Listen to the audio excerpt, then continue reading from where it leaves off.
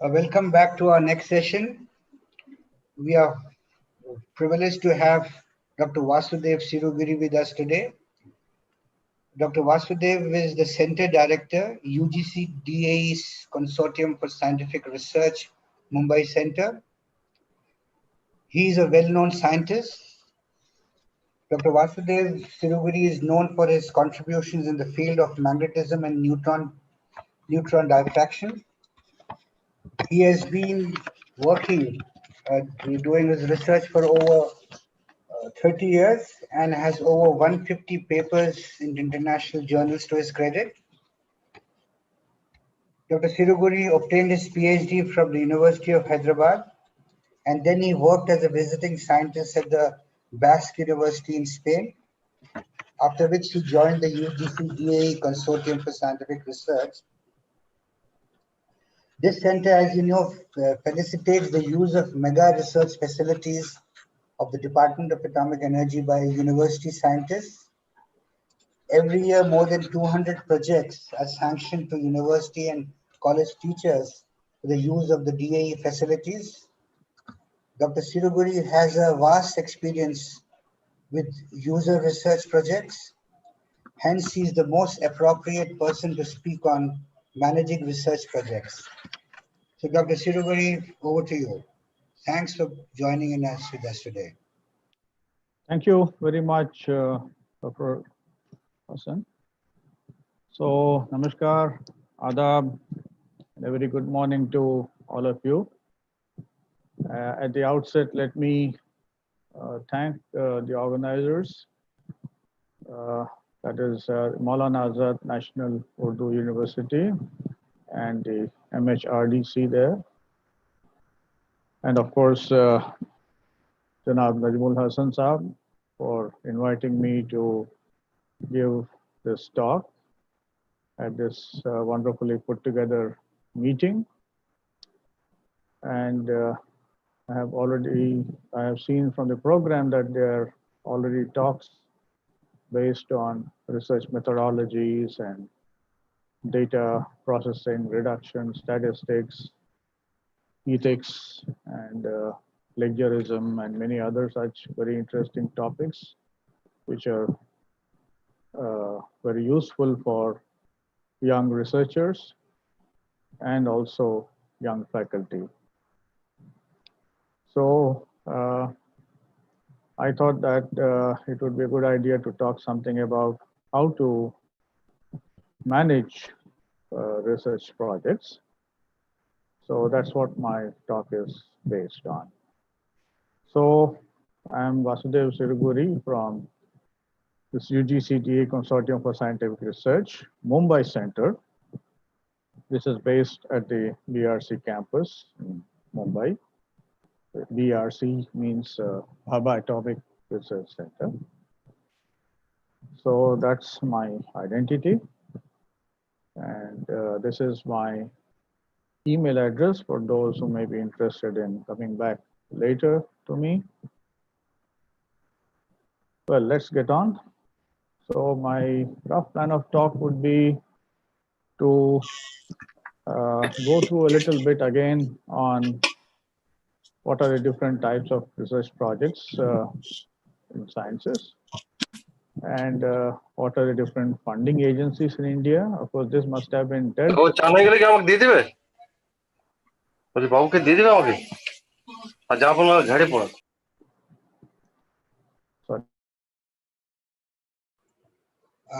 Dr. Siruguri, you have to unmute yourself. I had to mute everybody. So please unmute. Yeah. Okay, fine. Thank you. Sorry. So funding agencies in India. So I'm sure someone must have already talked about these things, but no harm in again saying a little bit about these things again. And then I get on to the bread and butter of my talk, that is management basics of research projects.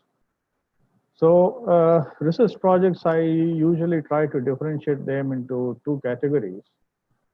Those projects which come with a lot of funding for equipment, grants, and other resources of that kind.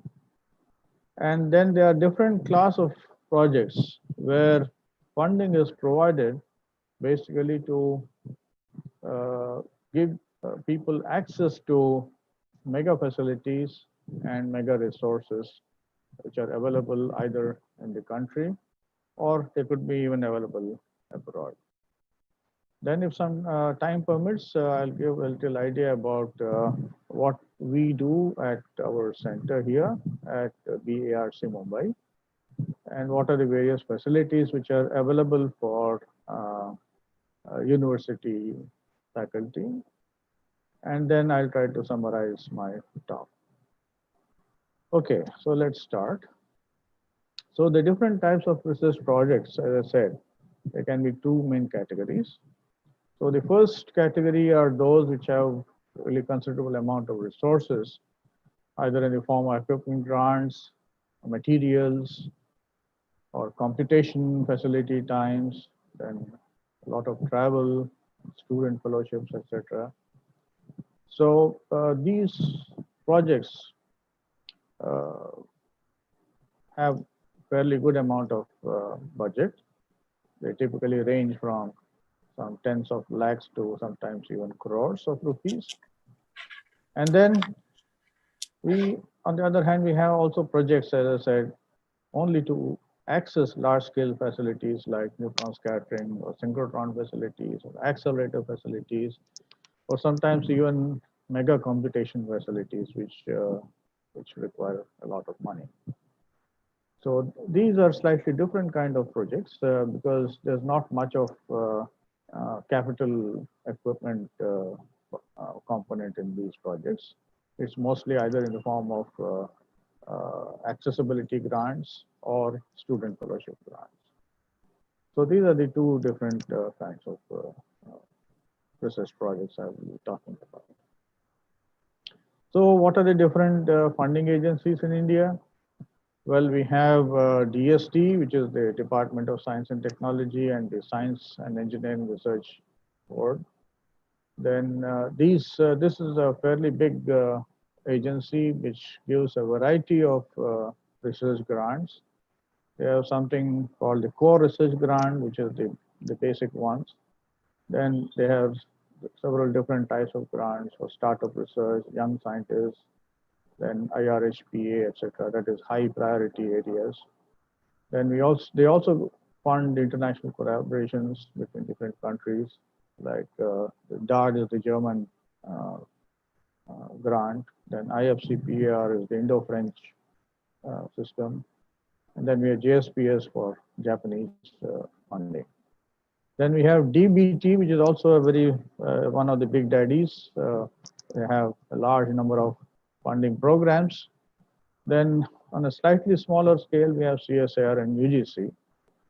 And then we have my own institute, UGC-DA Consortium for Scientific Research, and also Jawaharlal Nehru Center for Advanced Research, JNCSR at Bangalore. So these two, we basically grant funds for access to national and international large-scale facilities. Then we have another big funding agency called the Board of Research in Nuclear Sciences, that is BRNS.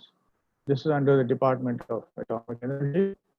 So they also give a lot of grants, quite a variety of grants. But these days, the focus of BRNS has been more towards the departmental research programs of Department of Atomic Energy.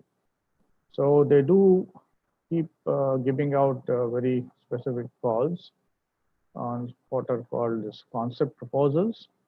So they have grants which are related to the basic and applied physics, material science, accelerator-based physics, then proposals which are related to radiation, agriculture, food technology, life sciences, application of isotope techniques in water purification and environment, etc. And projects based on synchrotron beamlines at Rajaramana Center for Advanced Technology at Indore, and many such things. So if people can visit their websites for more details on these funding agencies. So, so what is the main objective of a research proposal when you submit it for funding? Okay, I'm probably repeating what people might have already talked about, but no harm in that. So usually the main purpose of a research proposal is to obtain research funding. It's very simple, of course. But then it's not so simple when you have to convince someone else to loosen their purse to give you some money. Okay, that's the, the most difficult part, because you have to convince the funding agency with your research proposal that you have a good proposal and that you should be funded. But then, as I said, to achieve this, it's just not enough to have just a proposal. You need to have what is a great proposal. Because these days the competition is quite heavy, and there are a lot of people vying for the small bit of pie which is available. So then, so it is not so straightforward. So then what does the funding agency look for in a great proposal which would really convince them that, okay, fine, they have to open up their purse and then hand you over the money. So that's the most difficult part, of course.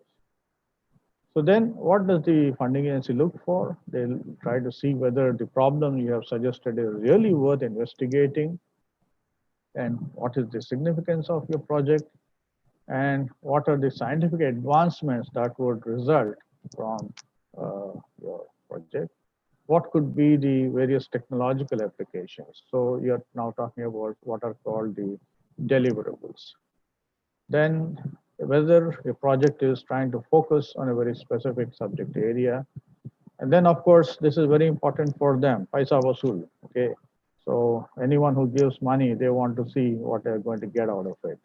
So what is the bang for the buck? And then what is the probability that the proposal would really succeed in achieving its objectives? So then, so they would like to see whether the project is going to do some outstanding science, either for academic benefit or societal benefit. And then they will also try to see whether there's any proper well-articulated statement on the significance of the project and what is the focus on core science. Then another important thing is they would like to see whether the research you would carry out would provide some kind of a new advancement, or whether it will generate some new knowledge. So this is what is called the gap statement. They would like to look for the gap statement in any research proposal. So the gap statement essentially fills the gaps in the existing knowledge, or it tries to resolve some unsolved problem which is already existing in the literature. So the whole thing revolves around this gap statement and how well it is written out. Then, of course, they would like to see how appropriately is your project proposal budgeted, and whether the scientific advancement which you are trying to propose or hypothesize is sufficient to justify the cost of the project. And then, of course, they would like to see what's the likely impact of your project. So let us hope or rather assume or suppose at this point of time that you have written up a very a great proposal, and you feel that you must probably get a Nobel Prize for that. And so let's say fine. So it is indeed a very good proposal. And then after a long time, yes, you'll hear something, a knock on the door. So when you say who's there, there's a guy standing there with a pot of money, okay, bag of money. So then you have got your funding. So once you have got your funding, the first reaction, of course, would be that you're quite happy about it, and but you feel euphoric that you have won a lot of money, beating many other people or the competitors around you.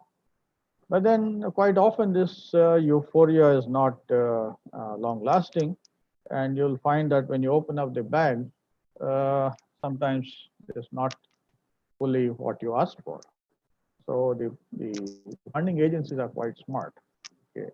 They really look into your proposal and then check whether it is really worth funding whatever you ask for. So very often you see that funding agencies try to cut down and say that, okay, we don't have this much money, or we will not give you this much money, but okay, you try to manage with whatever you give. So that's sometimes it's a dampener, but then that's the reality. So you need to work with whatever money you get from your funding agency. Okay. So then you have got your money. So then how do you go about uh, uh, setting up your project and getting along, moving on with it? So the main purpose of a research project is to successfully complete the proposed scientific problem in a timely manner, keeping to all the deadlines, etc., and within the approved budget. So I say approved here because it may not be the same as the asked for budget. Okay, the approved budget, sometimes, of course, if it is equivalent to the asked for budget, then nothing like it, of course. But sometimes it's usually, I would say usually it is much less than the asked for budget. So, but whatever it is, you have to complete the project within this approved budget. Or of course, if you are able to garner more funds from other sources, and that you can still do. And so, but whatever it is, as far as this particular project is concerned, you have to work within these constraints. So then you need to worry about some points. So the very first thing I would say is, how do you want to initiate the project, or how would you like to set up the project and start with it? Then comes the point, how do you supervise the project? That is, there are several checks there. You need to worry about how to monitor your project, monitor different aspects of the project, which I will describe later. And then there are something called project reports. These are extremely important. And without these project reports, of course, you may not get continued funding for your project. And then, of course, you need to see how your project is making an impact, or whether it is making the desired impact or the impact which you have hoped for. So these are some of the issues that you need to worry about as soon as you get your pot of gold.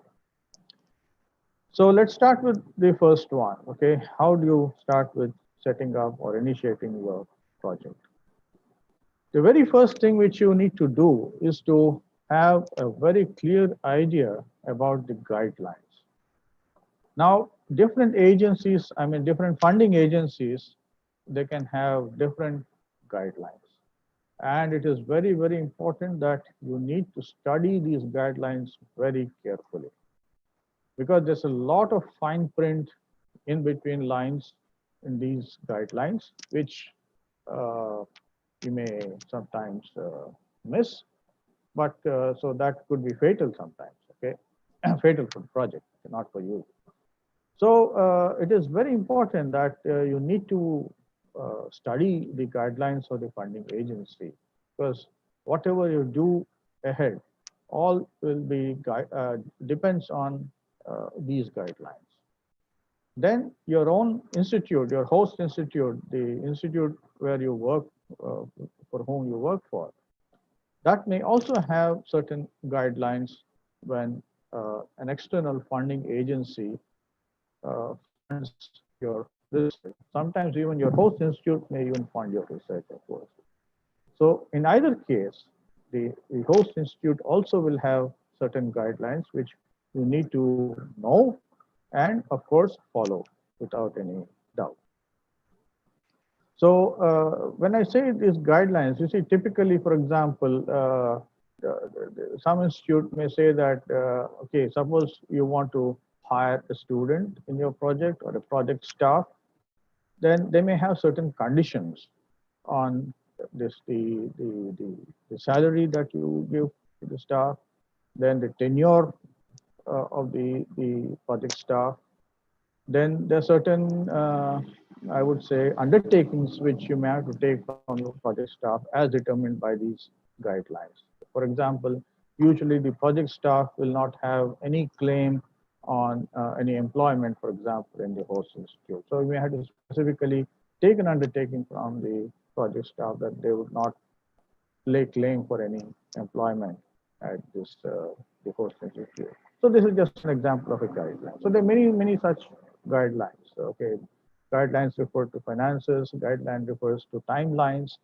So guidelines would refer to certain approvals that you may have to take, and so many are such things are there which are connected with the guidelines. So it is very important that that you make a proper uh, study of these guidelines very carefully.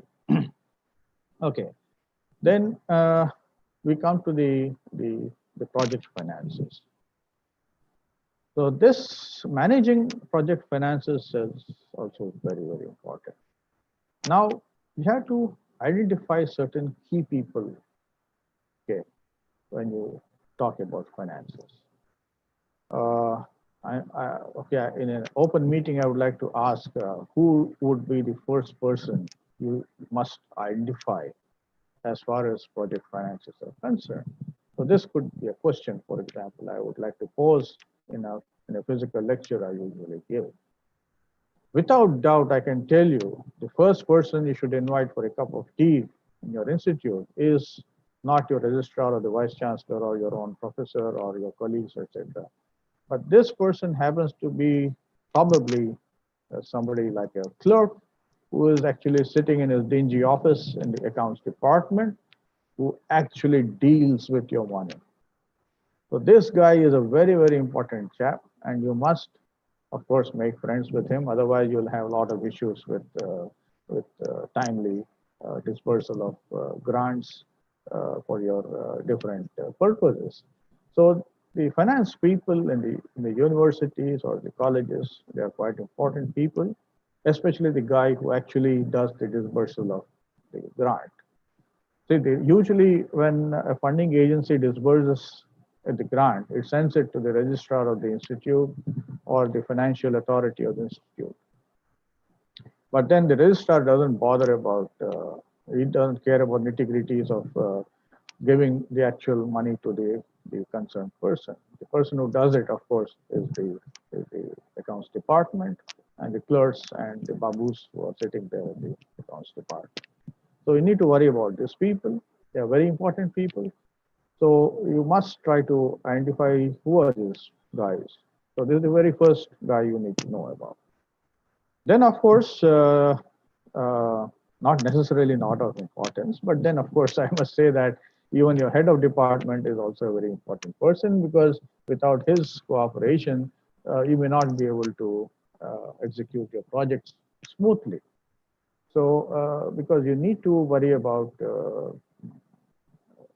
how the project would go on, because the head of departments usually they authorize a lot of purchases and dispersal of fellowships, etc. So, so they are quite important also. So there are many such different kinds of people which you must identify as far as your project is concerned, and then you must at least keep all your communication lines open with these people.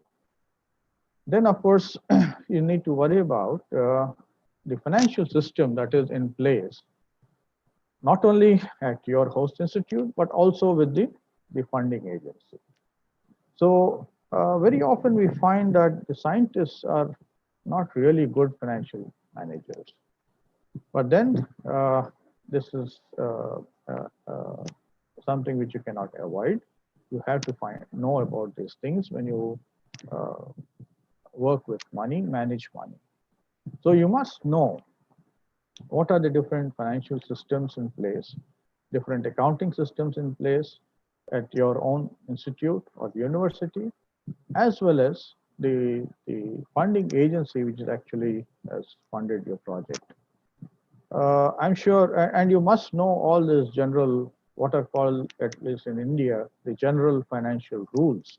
So these are very important for, because most, as I indicated earlier, most of the funding agencies in India, they are all government agencies. So when you work with government money, you have to follow these government financial rules. I'm sure many of you faculty who are present in this meeting, those who have dealt with projects, I'm sure most of you would have heard about the latest in financial systems, which is called the PFMS, or the Public Financial Management System.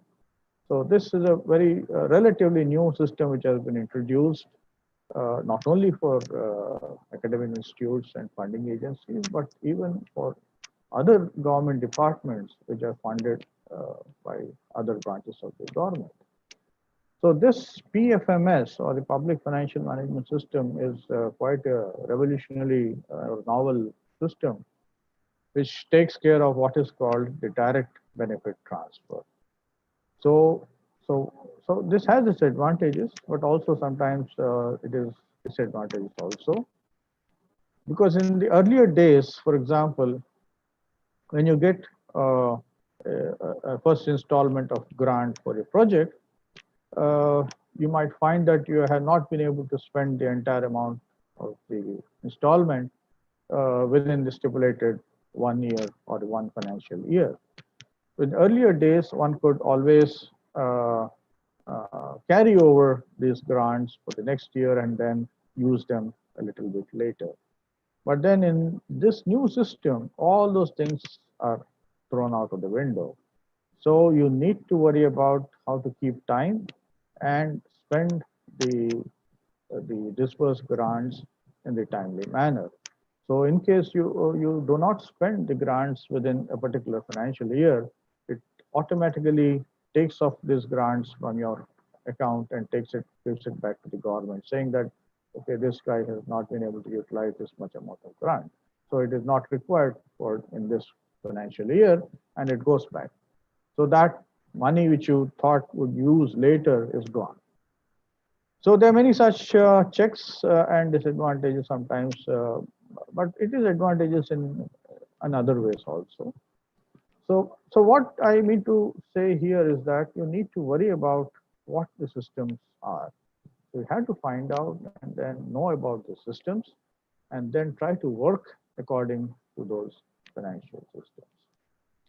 Then come what are called purchase procedures. This is another very contentious uh, subject, because again, many scientists, they are not aware of many of these governmental purchase procedures, and sometimes they could be extremely annoying also, and they give a lot of headaches to many of scientists. So these purchase procedures are quite detailed, but they are all available, and one has to find out how to make these purchases, etc., and following the procedures. Then there could be, depending on the contract or the terms of contract under which you have been funded, there could be what are called ineligible expenses. So that means there are certain expenses which you will not be able to undertake with your project funding.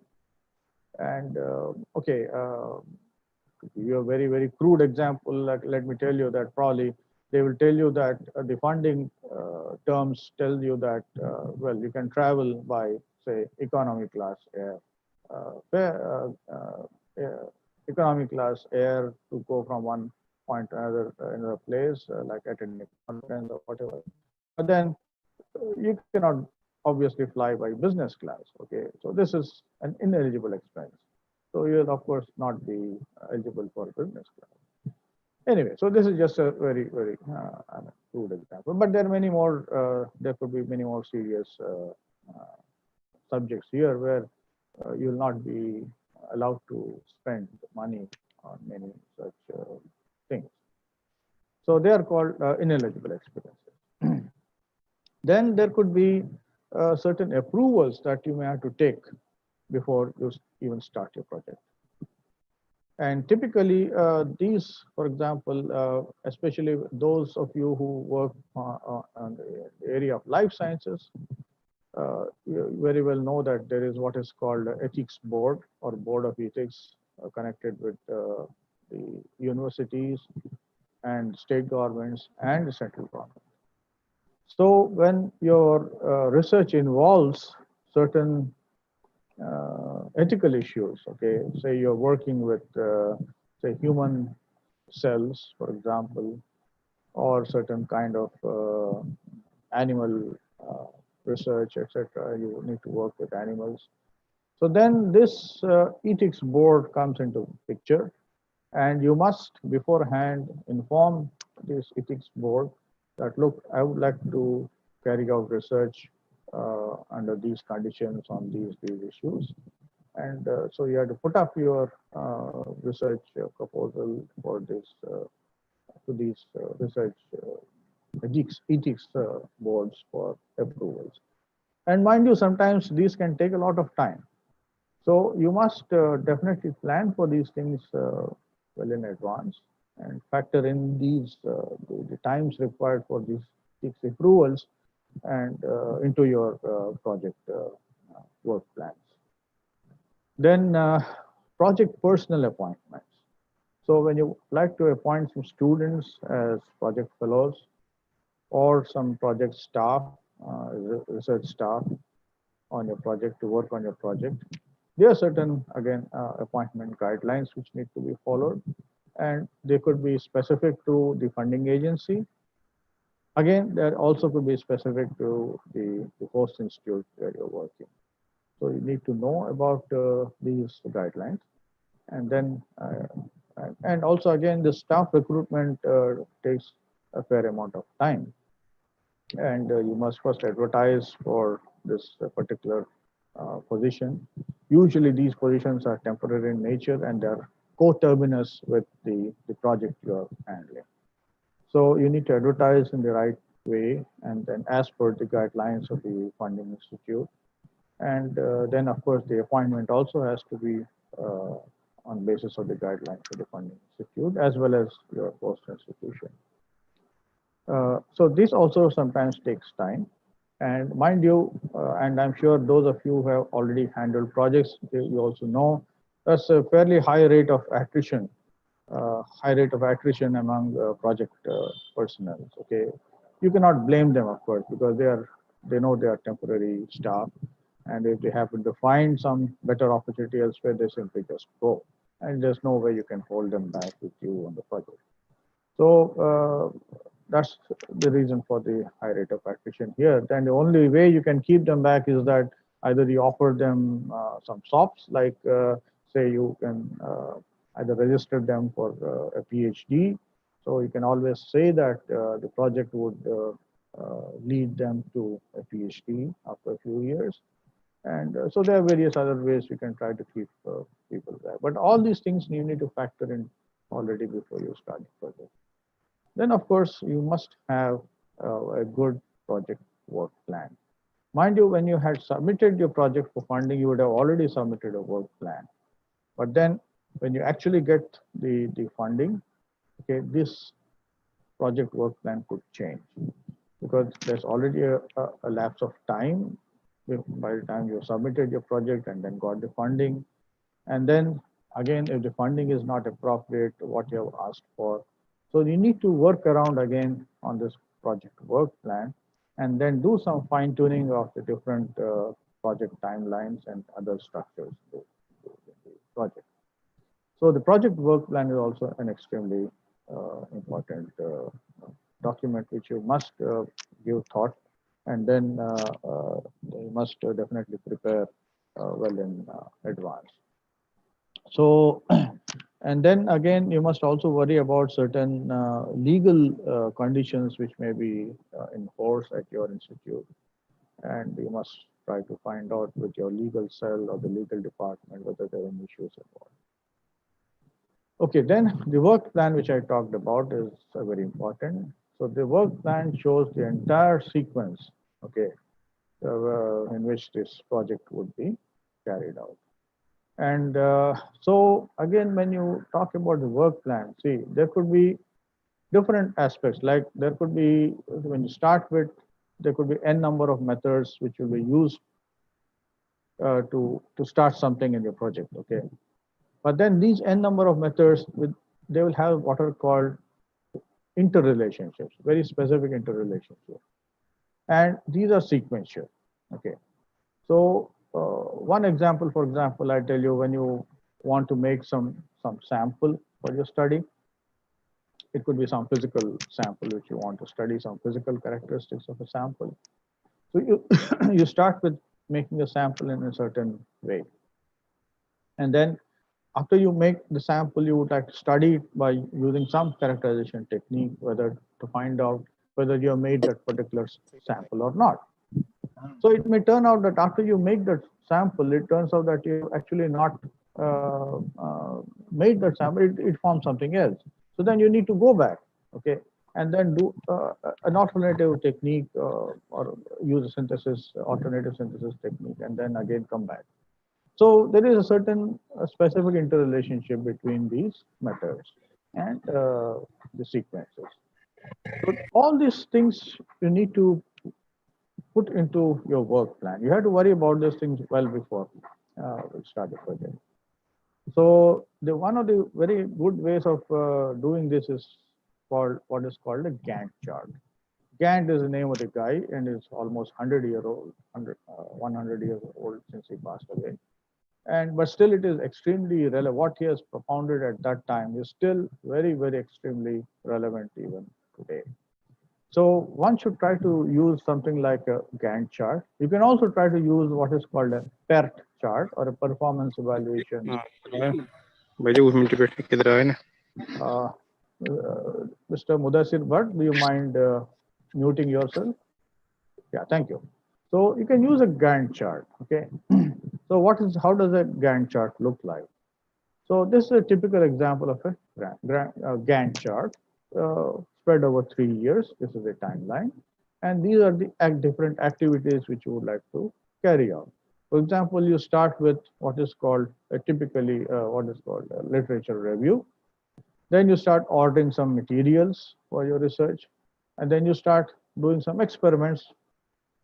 And then there could be analysis of the experiments. But then you can see that there is something which is overlapping here. Okay. So this part, what it means is that you carry out the experiments, and then you also start the analysis much before the experiments are completely over. So that means here what is, I mean, what do you mean by interrelationships? So these are very specific interrelationships, and you need to worry about.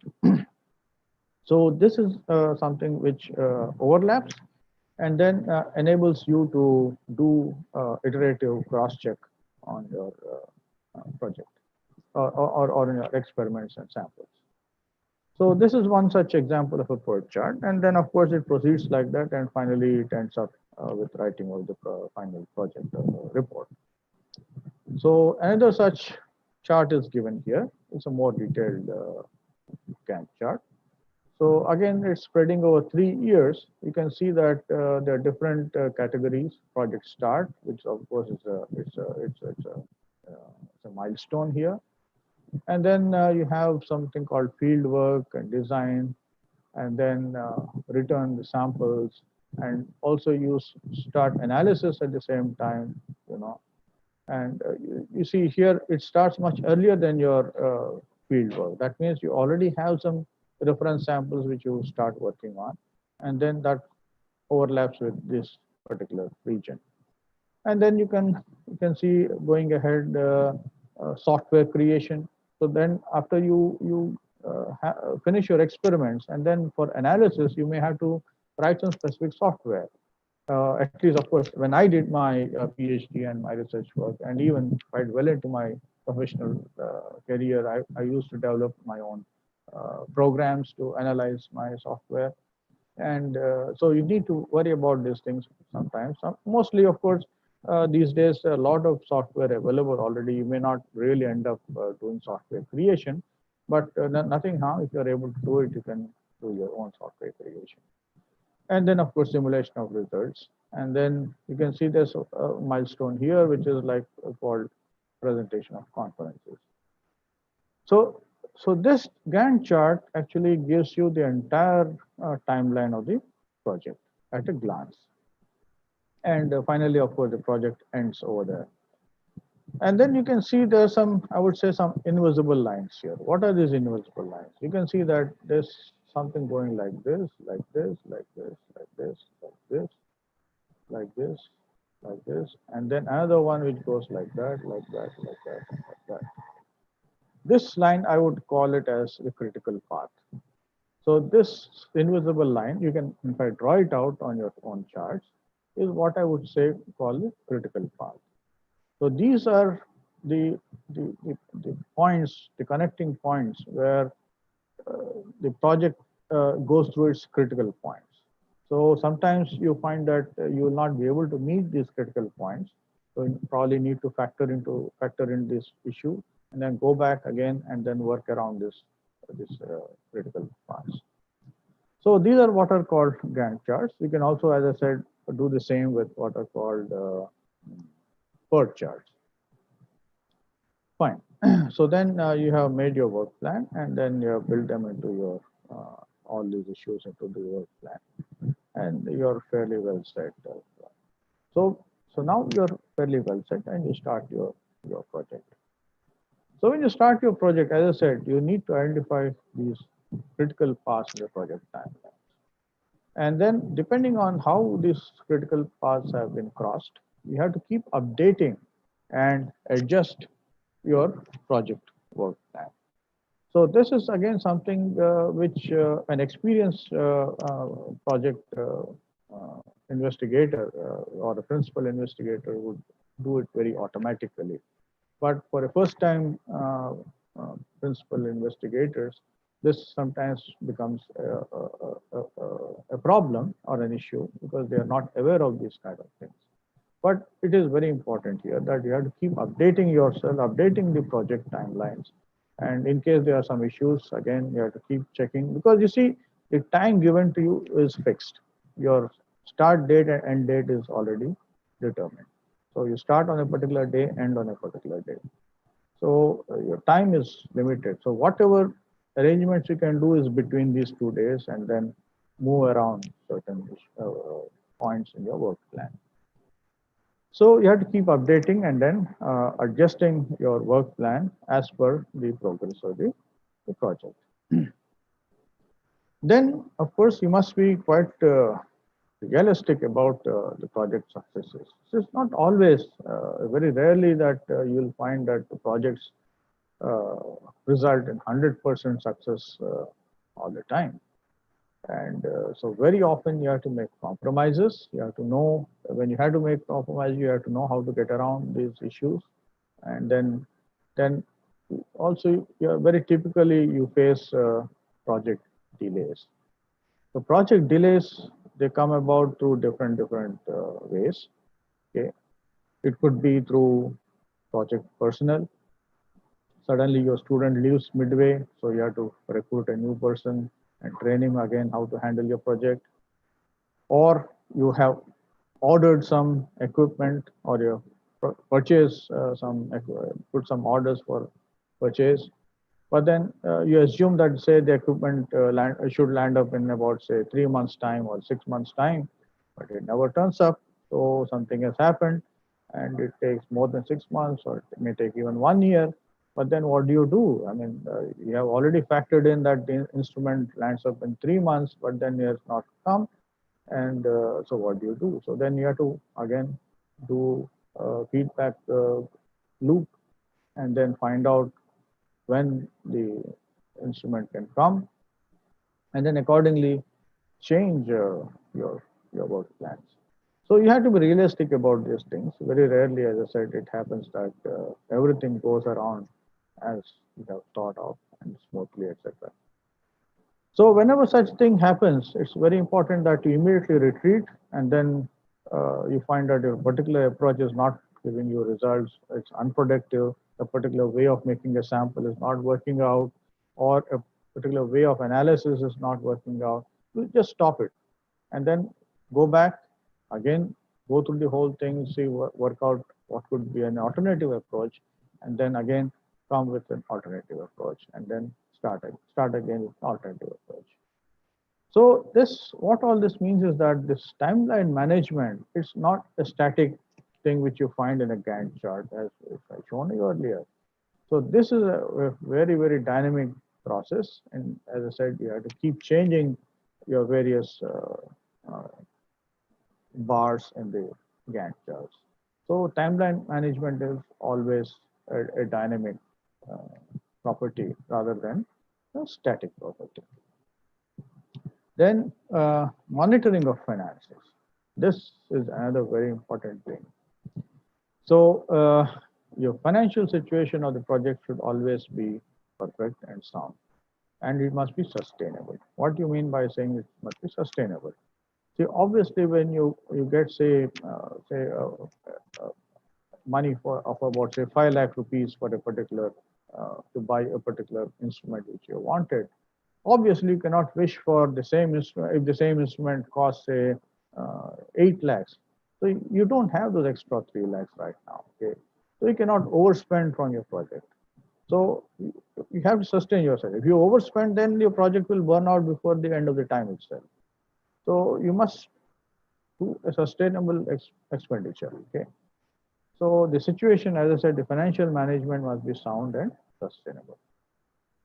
Then again, as I said earlier, the money or the funds which come in from the funding agency, they are actually handled by the institute administration. They don't come into your own bank account. Okay? They come to the institute's bank account.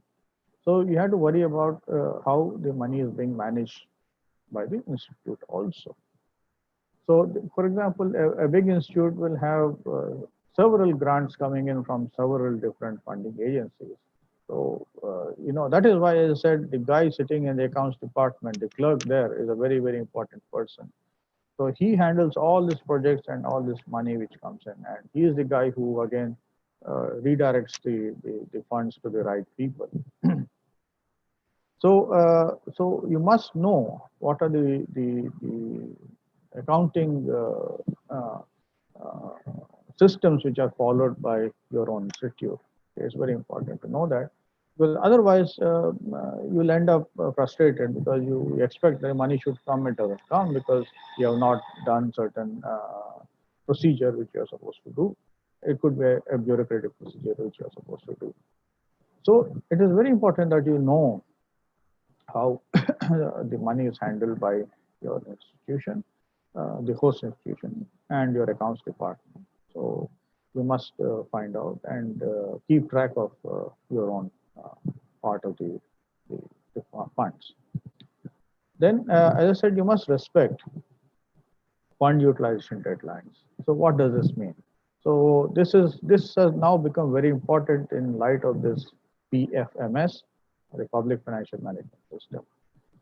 See, usually when a project is given for 3 years, you don't get the entire 3-year grants in one go. So the grants are given in installments. So for the first financial year, you get the first lot of grants. Of course, this is already predetermined in your project proposal itself, at how much grant you will get in the first year, how much grant you get in the second year, and say the third year. So, so whatever grant you have asked for in the first year, it is supposed to be utilized in that period. And if you, as I said, if you don't utilize the grant in that period, it may even go back.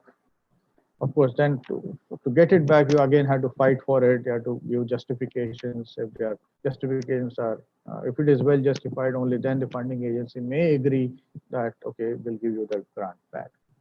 So to avoid all those things, it is all the more better that you must respect what are called fund utilization deadlines.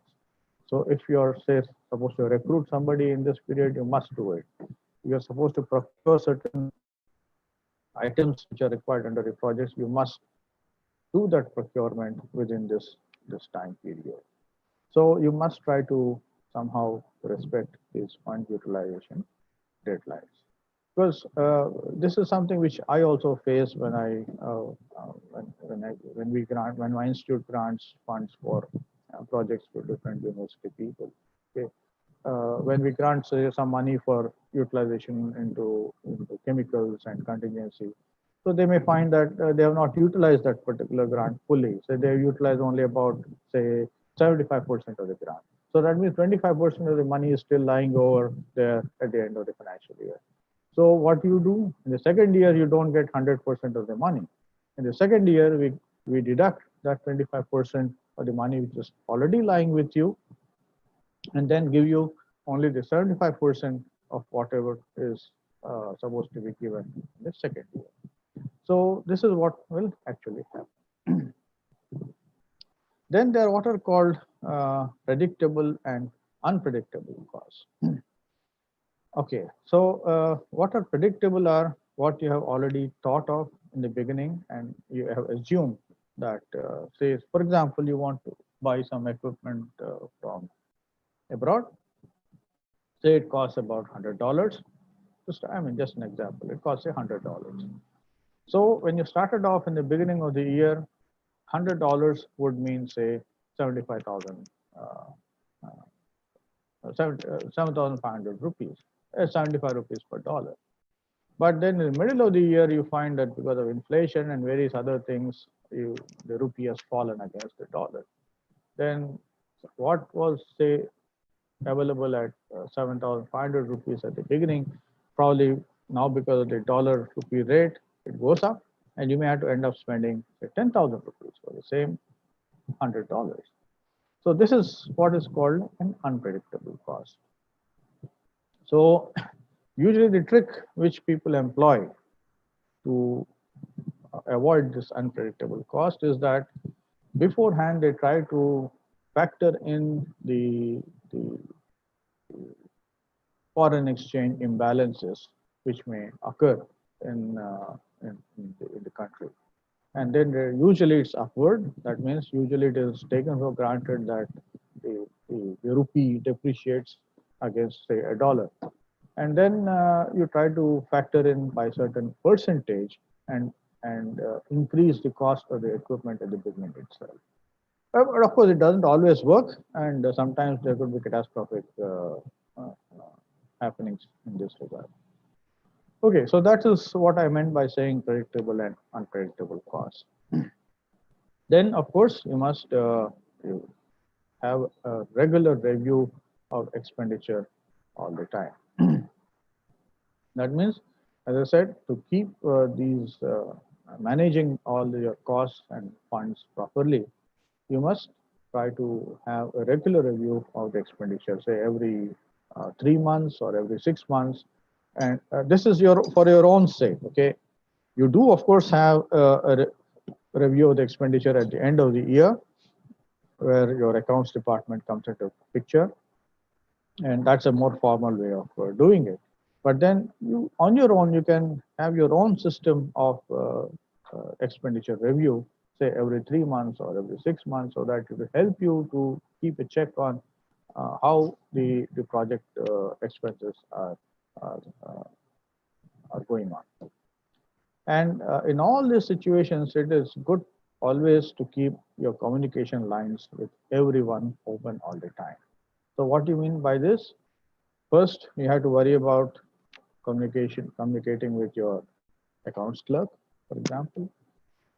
Then communicating with your head of department, the overall body, the board of studies, etc., which may have some bearing on the project. Then you must keep communicating with your co-investigators. Okay, you must have absolutely clear lines of communication with your co-investigators. You must communicate with your students who are working on the project. And then you must also keep communicating with other people who may be affected by this the project outcomes of the project also. Like you may have certain, suppose you're trying to, your project is trying to come out with some deliverable, and this deliverable will have some bearing on some industry, okay, which you already talked to. So you must keep talking with those industry people also. So these communication lines must be open and frank, very important, frank all the time. So for this is just a cartoon. It says that sometimes you don't know where exactly you stand. Okay. Okay. Then, so the project expenditure, you must have a very clear idea about the purchase procedures. And especially when it relates to equipment purchase, okay, the procedures are quite detailed and there could be pitfalls. And you must familiarize yourself with all this purchase terminology like tenders, quotations, what is meant by L1, L2, and letter of credit. So these are all terms which you will come across when you actually start wanting to purchase uh, any equipment. And quotations or tenders are the way by which you get an idea about how much a particular equipment would cost. So these are all regulatory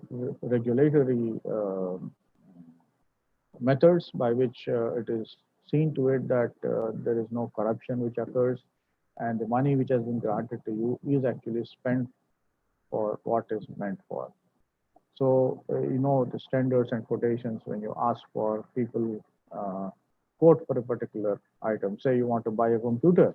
So you give some sort of specifications and given those specifications, there are n number of companies which might actually send their quotations. But then you cannot choose, you don't have the right to choose whoever you want. That's not possible under government rules. You have to choose what is called the L1 or the lowest bidder of this quotation. So he is called the L1. L2 is the next lowest bidder like that. So L1 has a very important role because you have to usually purchase items from L1 unless it is known that this particular L1, whoever he is, or whichever company it is having a very bad track record, or it shows that it supplies equipment which doesn't work, something like that, and it's still not been blacklisted by the government. So he's still in the fray. So you need to worry about it.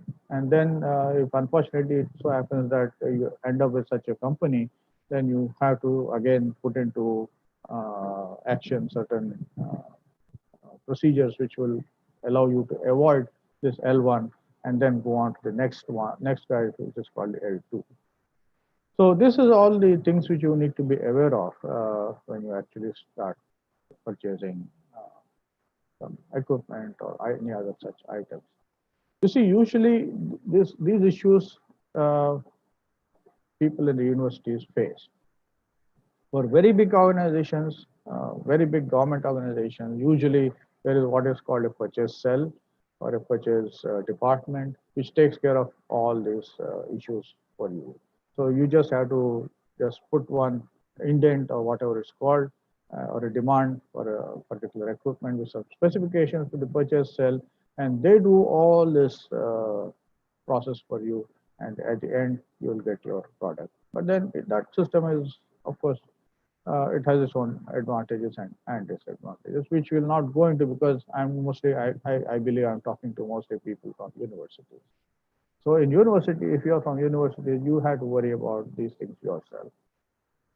Even though your university may have a purchase cell, but you must really worry about these things when you want your project to work properly.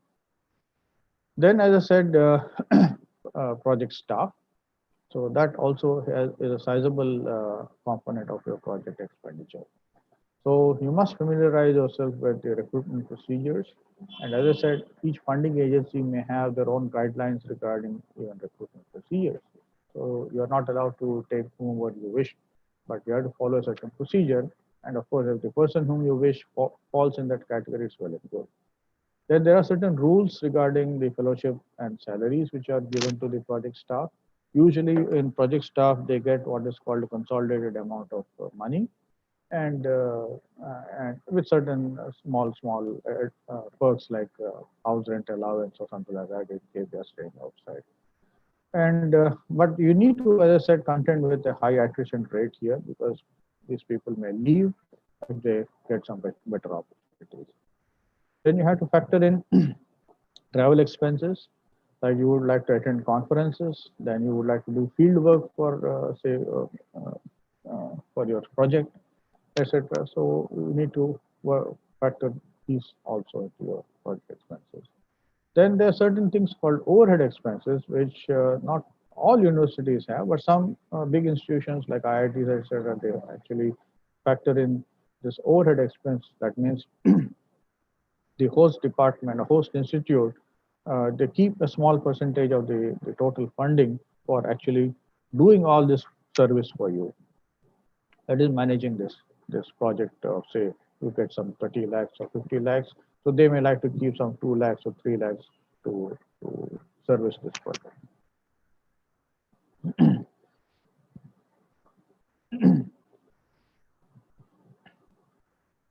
So again, this is some diversion for you.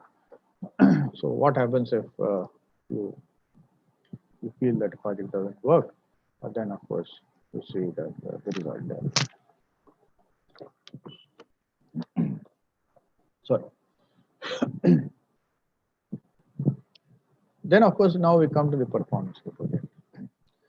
So first thing you need to worry about are the milestones. So what are the milestones in the project? What are the key dates which had to be met? Okay. So these key dates will actually mark certain specific phases in the project. I had shown you the Gantt chart earlier. So like, say, for example, you have literature survey. So that there's a date by which that has to be over. Okay. It has to finish by that date.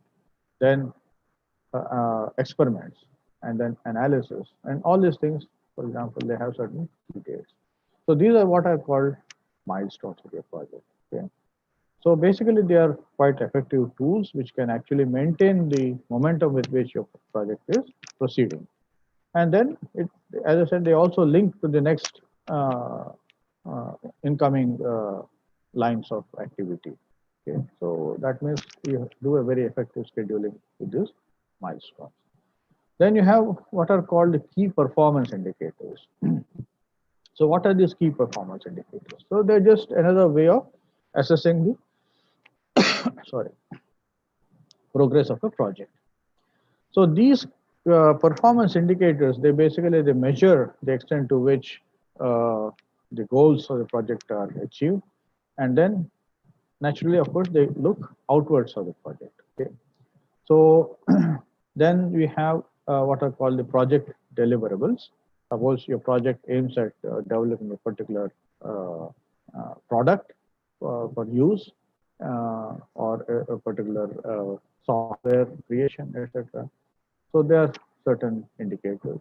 Then you have publications. Most of us, we measure our projects through the publications that result from these projects. So these are what are called the key performance indicators. Then come another very important part, which are called the project reports. Sometimes you might spend half your time in actually writing project reports, but that's an inevitable part of any project. You must write project reports in order to satisfy the funding agency that the project is running well. So the funding agency cannot come to you and keep track of so many different projects they give out. So they rely on what is called the project reports. Now, these project reports can be, of course, periodic as well as a final completion project report. So these periodic reports are very important. So usually, most of the funding agency asks for yearly project reports. So what does it contain? It should contain a brief account of the scientific progress you have made in the project. And then what you put here must be quite realistic. So you must show what is the actual progress which has happened. And it is not advisable to just because you are only submitting a piece of paper and the guy is not coming to you and checking whether it has been done or not, you should not try to make exaggerated claims because it will boomerang on you later. So be realistic about your actual progress and then state what has been carried out. And you may also have to get these financial statements. You may not actually do these prepare these statements, but your accounts department will have to prepare. That means statement of utilization and a statement of accounts. Okay, the fund utilization report. So this also forms a part of the periodic scientific report. So both these things have to be sent together to the funding institution. So the financial statement, though it has been made by your accounts department, doesn't mean that you don't have a responsibility. Actually, the buck stops at you. Okay. So you are finally, as a PI or the principal investigator, you are finally responsible for the utilization of the funds and the expense. So this certificate, though your registrar or the financial authority may sign, you also actually will have to sign this this statement saying that yes, this has been done. So after these are periodic reports which usually asked for at the end of the financial year every year. And so once these are done at the end of the project, at the completion of the project, you must write a full project summary of the entire 3 years or 4 years of the project you have undertaken. And this must contain all the final scientific results which have come out, as also the outcomes and the deliverables and the publications which have come out from the project. And so whether it has any bearing on the industry, whether it has a bearing on the society, all those must be put into this final scientific report. And also as well, you must have a final complete financial report on the entire 3 or 4 years of finances which you have obtained from the funding agency, and this must contain a consolidated financial report of the entire project. So these are the typical things. So as I said, the completion reports are, it's very important for you to check the statements which are made by the accounts department. They make sure that there is no clerical mistake over there. And then, as I said, your scientific report must have full documentation of the results, the methods used, what are the deliverables, publications, etc. And the completion report will also then become a reference point for you in future. That means whenever you go for future funding, you can always show that this report and say that, look, I have successfully completed my first project or my earlier project, which has resulted in so and so, so and so. You can give this as a reference for getting more funds in future. And then it is, of course, a very good practice to keep all the full records of your project. That means whatever you have done during the course of your project, you must keep a full record, because not only for your own sake, okay, which at a later time, this may be also as a subject to audit at a much later date. It could be after several years also. So maybe at the end, the end of the day, when you actually finally retire from your institute, they may actually go back to these things and check whether everything is fine. And if there is some issue there, okay, they may audit may catch you. You can always go back to your record and say, look, everything is fine. Okay, so it's always a good practice to keep full record of your project. Then there are other issues like what is called risk management. So risk management is now becoming more and more important aspect of projects these days, project management.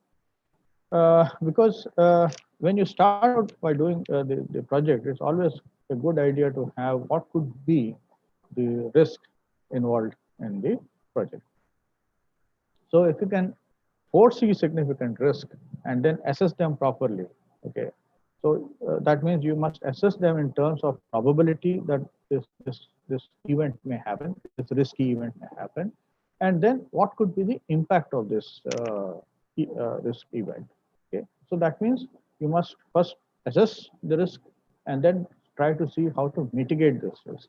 That means you first have to analyze the nature of this risk, and then you must try to grade it. Either it's a high risk or a medium risk or a low risk, and then you give it a rating. Okay, given based on the probability that such an event might happen and what could be the impact on the project. So identifying these specific risks will allow you allow the possibility of planning other approaches, alternative approaches, which can circumvent this kind of risk. So one typical example I can show you here for a project, and here you can see what is called the description of a risk, and then P is the probability that this particular risk may occur, and then I, this is not one, this is I is the impact. That means what is the impact of this particular risk on the project, and then given these two, what should be the mitigation strategy. So now let's see. Of course, the low number would mean the whatever that probability is low. A high number would mean the probability is high, and again same with the impact. Now this project refers to some scattering experiment where you have some scattering source of radiation and a scattered sample, and then you have some detector which detects the scattered radiation. So then he says that this particular project person says that the spot detector needs to be improved at the beginning itself. So that probability is quite high that this will happen. So and what is the impact of this? Impact is actually low. So then what it means is that if you just improve these spot detectors, and it should be feasible, and so you can lower the detection threshold and overcome this problem. Similarly, there's some other where the probability is very low, but the impact is quite high. Okay. And then we can see going down this one, for example. Here you can see the probability is 2, which is not very low, but impact is very high. So then he says that a particular issue, the inverse problem he calls it, is too highly non-convex, and the algorithms related to particular whatever he's trying to do, they get trapped in very bad local minima. So he says that this can happen with a probability of 2. But then if it happens, the impact is quite high. Okay. So then what he needs to do is that he has to improve his algorithm, which he used for the, in fact, this project is based on Lowe diffraction technique. So he's talking about Lowe spots. Lowe is a technique in physics, diffraction physics.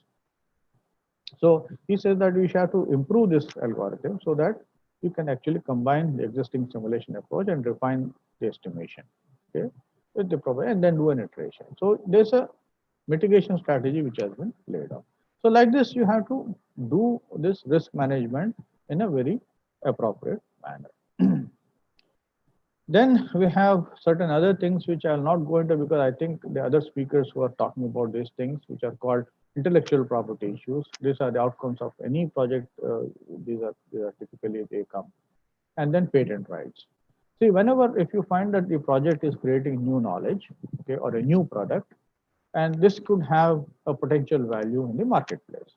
So suppose you come out with an exotic product which sell like anything within minutes, then obviously you must have a patent on that so that you can protect yourself and your knowledge, and then get advantage out of it. Okay.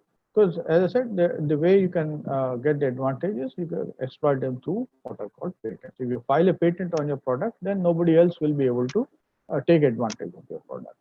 And then the other thing is the soft thing, which is intellectual property. Okay, that can be intellectual property or knowledge which is generated by the project, and it needs to be protected using certain techniques which are called intellectual property techniques, which are basically contracts with the host institution or the funding agency. And then making an impact. How do you make an impact with your projects? Basically, you have to communicate whatever research you have done. Okay. So if you do not communicate whatever research you have done, there's no value at all. Okay. And there are many issues in history where we find people who have written so many treatises, but then they never put them out because they're not communicated, and they were lying for years and years together before they were found out. So it is very important that it must be communicated properly and at the right time. So this is usually done in the form of publication of results in peer-reviewed, recognized journals. I say recognized because nowadays UGC has certain, the University Grants Commission has come out with certain recognized journals, which say that UGC recognizes that if you publish a paper in this journal, you are through. Okay. So publication of results is always the best way of distributing research results. Then, of course, attending conferences is very important. We get to meet people in your own area of research. You get to meet with peers in your area of research. Sometimes it could be interdisciplinary, related field of research, where somebody might find that your techniques or your results could be important for his own research. So this is a way that you can meet people in conferences and communicate your research topics.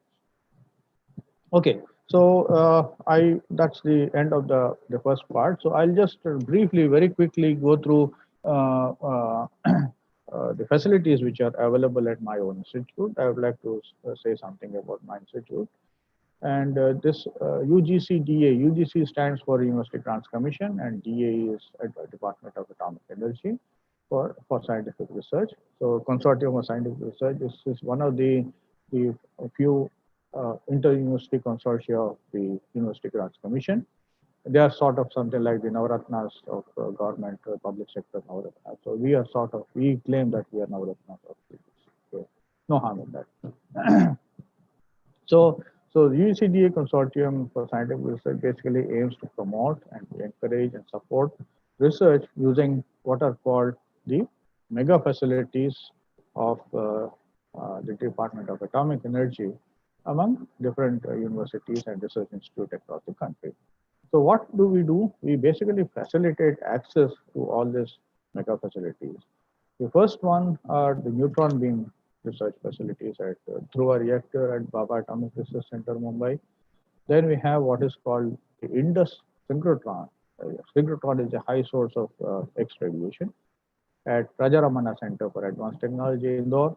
Then we have the variable energy cyclotron at VCC, Kolkata. Then we have certain low energy accelerators at Indira Gandhi Center for Atomic Research at Kalpakam near Chennai. So this is one of our primary responsibilities and mandate. And apart from that, we have set up some very high-end research facilities which are normally not found in many of the universities at our different centers, solely for utilization by university scientists. And one main feature is that all these facilities are available free of charge for university and college people. Then in this way, we hope that we add value to research carried out in our universities and help in realization of novel scientific ideas at the universities. And the way in which we do it is to offer collaborative research schemes of projects. And these are typically 3-year term proposals, which are invite from university users. And one important part is that they do not have any equipment component. Okay? Usually we provide a student fellowship.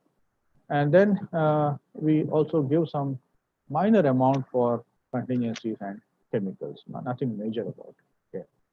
And the format is quite similar to whatever you submitted to large agencies, but with less conditions. Okay. And these proposals, they are submitted before our user committees, which will actually evaluate and then recommend sanction of these proposals. In the Indian context, we have, as I said, the Indus synchrotron, which they have several variety of beam lines available for research. And my institute, that is UGCDA Consortium, has already installed a couple of beam lines here at this synchrotron.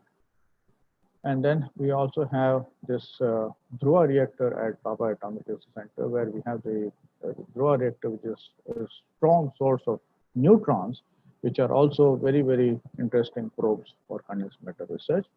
And this is the plan view of the reactor with various beam holes through which neutrons come out. And these are different spectrometers which are used to study scattered neutrons in different forms from your samples.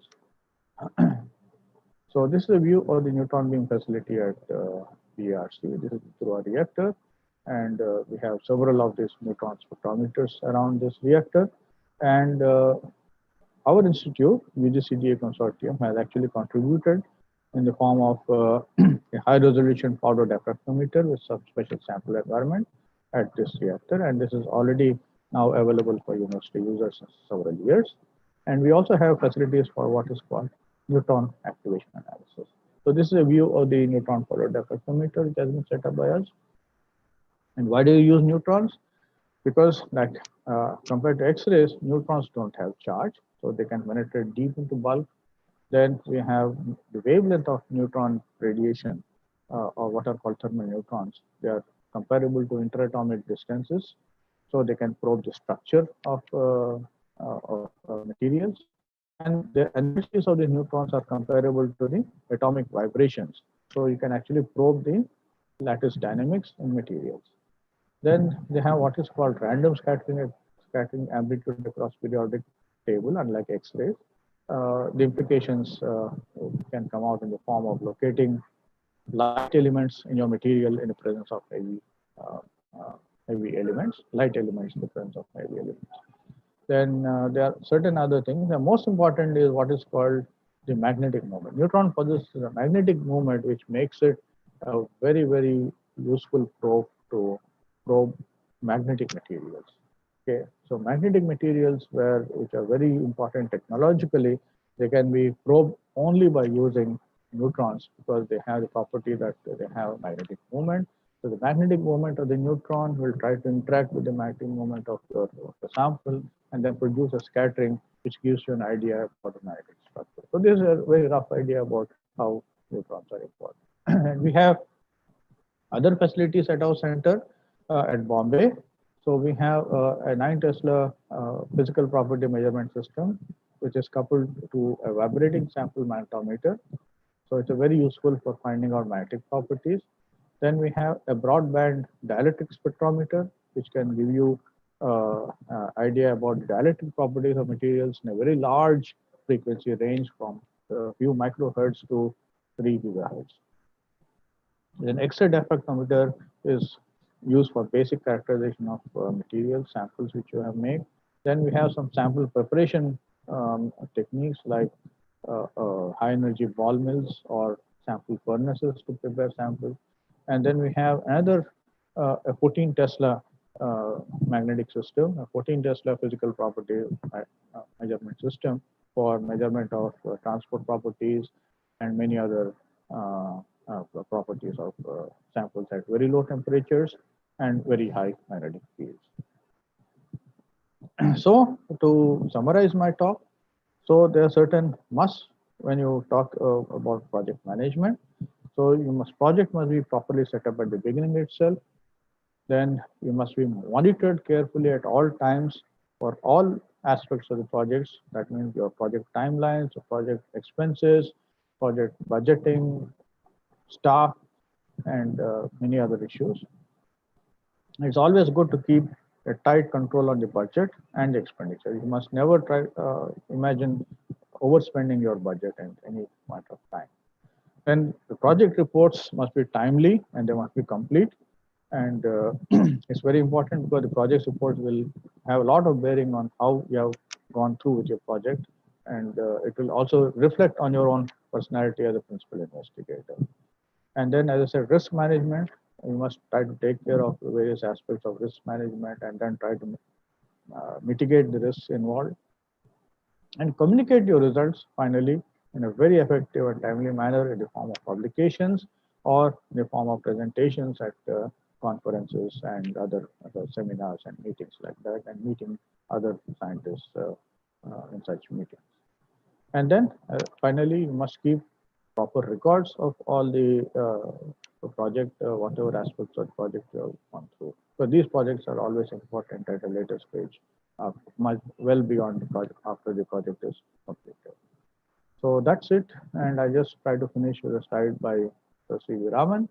So in history of science, we often find that the study of some natural phenomena has been a starting point in the development of a new branch of knowledge. So that's the great C.V. Raman talking about his Raman. So thank you very much for your attention, and I hope all of you stay safe. Thank you. Thank you, Dr.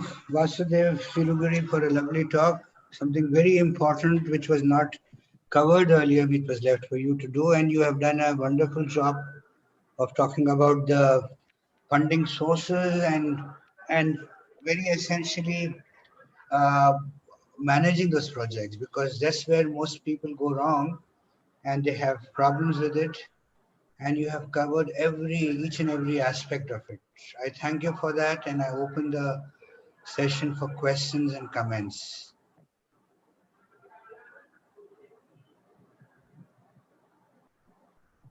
Any questions, please?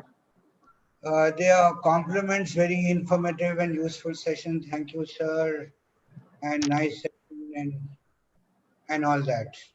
Okay. But are there any specific questions?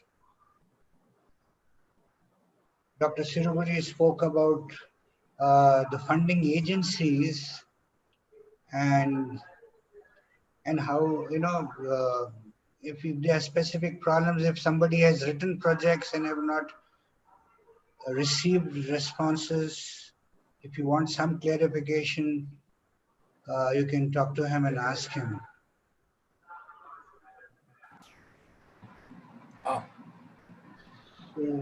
Thank you, sir. Thank you for this wonderful presentation.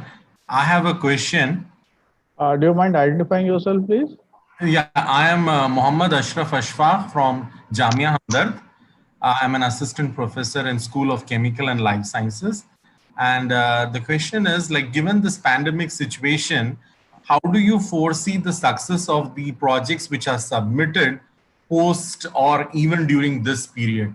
What is the success rate, sir? Can you please throw some light on this? Because that really puts us in, under pressure, and we put so much of efforts writing a project, and at the end of the day, we come to hear from several sources that the government is very tight-fisted and it will not be able to fund. So can you just throw some light on this, sir? Yeah, you're absolutely correct in raising this issue. And since it's a very sensitive thing, I didn't put it in my talk actually. But I think it's a very relevant today that it's a fact that everyone has suffered because of this pandemic. It has its ramifications on science also, definitely. For example, the whole nation or whole scientific community has been shut down for 5 months or more without doing anything. And everything has been shut down, not only the people, but even the projects, experimental projects, for example. Nobody could go out and do anything. Nobody could do any experiments. So everything was shut down. So now coming back to the actual funding situation, yes, at the moment it is terrible. And but since if the project has already been sanctioned by the government, that means the government has already made a certain commitment to fund the project. Okay, so that definitely will not be cut down. So whatever has been committed for people before this pandemic started, that will definitely remain, and it will be definitely honored by the government. Now coming to fresh projects or projects, okay, I don't think anything has been submitted during the pandemic. Maybe some one or two institutions might have done it, but then even the process would have been kept in suspension till the normal life would start again. So that would make even those such projects which have been considered during the pandemic, they will make them new projects only. So as far as the new projects is concerned, yes, there is an element of uncertainty here. And at this point of time, no one knows really whether funds will come through and whether projects will be funded as usual or as earlier. I don't think the government would stop funding projects totally. That's not possible. And because there's so many things which are already going on, or so many things which had to be done. For example, if someone comes out with a project on, say, COVID-19 itself, in fact, there have been a number of projects which have been actually already granted during the pandemic on COVID-19 issues, especially in the field of biology and biotechnology and life sciences. And obviously, government cannot stop such important projects. Okay, so funding will definitely be there. Okay, but then government will definitely again make an assessment of what is important and what is not so important. And I'm sure this exercise would have already started in all the funding agency corridors. And even my own institute, of course, we are suffering from lack of funds. So we have been able to just keep our heads afloat, necks on above the water by just supplying enough funding to the existing projects. And all new projects have been kept under suspension because no funding is not coming yet. But I think one has to be optimistic all the time. You cannot do science being pessimistic. So one must have an optimistic attitude, and I'm also quite sure that at least, if not the 100% of what we ask for, definitely government will give some percentage of the funds, and there will be funding agencies also which will be doling out projects. But probably these checks will be more stringent on the outcomes of the projects, or the projects themselves will be more critically examined by the peer review committees. And so you may find that the actual projects which are funded could be actually slightly less than earlier in the immediate future. Yeah. Sir, do you have any idea with regard to UGC Stride scheme, especially the component 2, the component 1 and component 3, the results of the shortlisted projects have already been announced, but as of now, even I have written to them, but I haven't got any response from them. Do you have any? I came to hear from someone that they have already done, even with the shortlisting of projects under component 2, but this has not been even put in the website of UGC Stride. Oh, that's natural because, as I said earlier, at the moment there's a lot of uncertainty about the actual funds which will be obtained even by UGC. So whatever they have done, yes, they have done and kept them in suspension. And even we have examined a lot of proposals during the pandemic by holding web-based meetings, but all such we have put them on hold because we have not sent the sanction letters because unless we physically get the funds or assurance of funds, we cannot really sanction those projects. So the same case with Strides also. I'm sure UGC is working on it. And I guess now we are seeing a slight relaxation in the whole situation. It seems to be getting better. And hopefully in another 1 or 2 months, I'm sure that you will be hearing from UGC on this issue. Thank you, sir. Thank you. Thank you. Any other questions, please?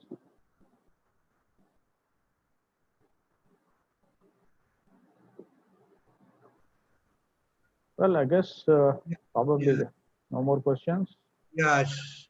If there are no more questions, let's thank Dr. Vasudeva Siruguri for a lovely session, very important one for all of us. So, yeah, thank you very much, all of you, the participants over there. And I really wonder whether there's any lunch waiting. Yes, yes. And let's end on the note which Dr. Siruguri said, as scientific community, we have to go on. Let's not be pessimistic. Remember that the best work Newton did was when he was sent to the countryside during the plague. The 2 years of, that was the most productive years for him. So shall it be for all of us. Thank you. Not 2 years, definitely. Thank you very much. Thank you very much, all of you. Bye-bye.